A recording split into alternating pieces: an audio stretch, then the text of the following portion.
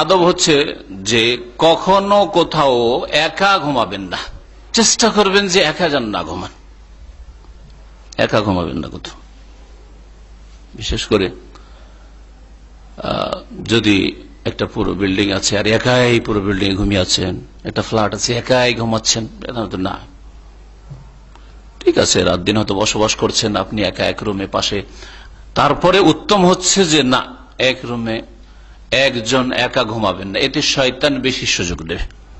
নবী করিম সাল্লাল্লাহু আলাইহি ওয়াসাল্লাম একা সফর করতে নিষেধ করেছেন, একা ঘুমাতে নিষেধ করেছেন। গোটা বিল্ডিং যদি একাই থাকেন, আমাদের ইসলামিক সেন্টার 7 তলা বিল্ডিং, একাই যদি থাকেন কেমন লাগবে আপনাকে? এমনিতে একটা ভ্রম, হ্যাঁ, এমনিতে শয়তান আপনার মধ্যে এমন পালপিটেশন সৃষ্টি করবে, ভ্রম হবে। গত কয়েকদিন আগে রাত্রে এসে বসে থেকে গেলাম 11টা পর্যন্ত ইসলামিক সেন্টারে।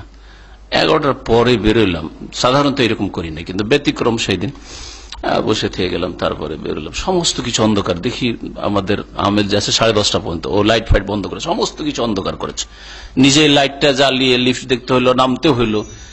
তো কেমন যেন মনে হচ্ছে, হ্যাঁ, একা এত বড় একটা বিশাল বিল্ডিং যেন কেমন মনে হচ্ছে। তাহলে যার ইমান দুর্বল তার মধ্যে আরো কত কিছু হইতে পারে। হ্যাঁ, শয়তান যখন দেখবে যে না এর মন খুব দুর্বল, এ ভয় পাচ্ছে, তখন চেপে বসে।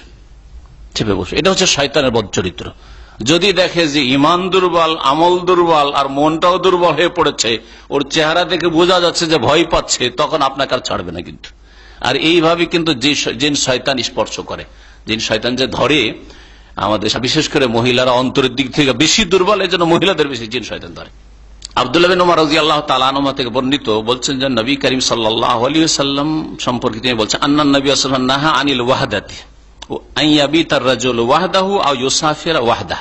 নবী সাল্লাল্লাহু আলাইহি ওয়াসাল্লাম একাকী হতে নিষেধ করেছেন, একাকী হতে নিষেধ করেছেন। তারপরে তার ব্যাখ্যা করে তিনি বলছেন যে আন ইয়াবিতার রাজুলু ওয়াহদাহু, কেউ রাত কাটাবে একাই, এক ঘরে, এক ফ্ল্যাটে, এক বিল্ডিং এ রাত কাটাবে, এইরকম করতে নিষেধ করেছেন। আও ইউসাফিরা, একাই সফর করে, একাই গাড়িতে চলে গেছেন আর খুব বাহাদুরি দেখাচ্ছেন, এইখান থেকে চলে গেলেন মক্কা জেদ্দা, আমি একাই চালাই, একাই ড্রাইভিং করি। না, এত বাহাদুরি করিয়েন, সাথী সঙ্গী নিয়েন একজন। ঠিক আছে, আপনার মধ্যে ক্ষমতা আছে, শারীরিক ক্ষমতা আছে, আর ক্ষমতা আছে, ঠিক আছে, কিন্তু আপনি এটা করবেন না, কারণ এটা সুন্নতের খেলাফ। নবী করিম সাল্লাল্লাহু আলাইহি ওয়াসাল্লাম নিষেধ করেছেন।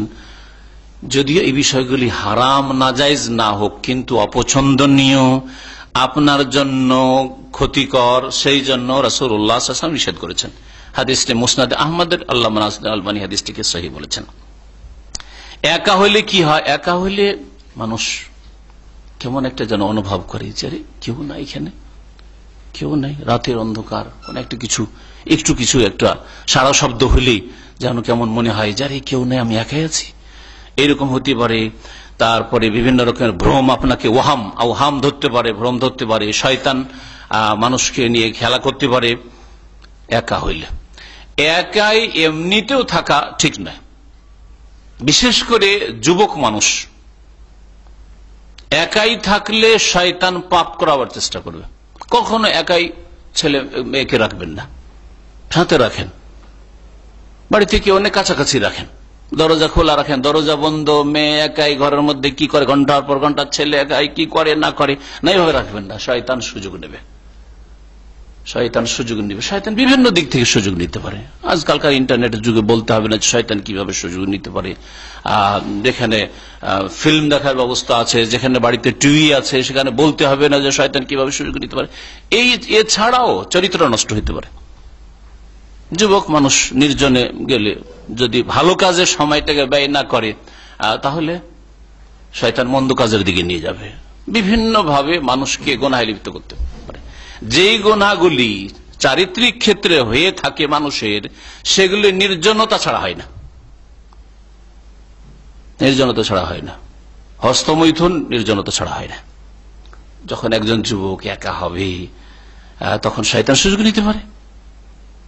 এই ধরনের একটা উদাহরণই দিলাম যাতে করে বুঝতে পারেন যে একা থাকলে শয়তান সুযোগ নিয়ে থাকে, ঈমান হরণ করার চেষ্টা করে, আমল খারাপ করে দেওয়ার চেষ্টা করে, আর এমনিও দুনিয়ার দিক থেকেও, শারীরিক দিক থেকেও ক্ষতি করার চেষ্টা করতে পারে।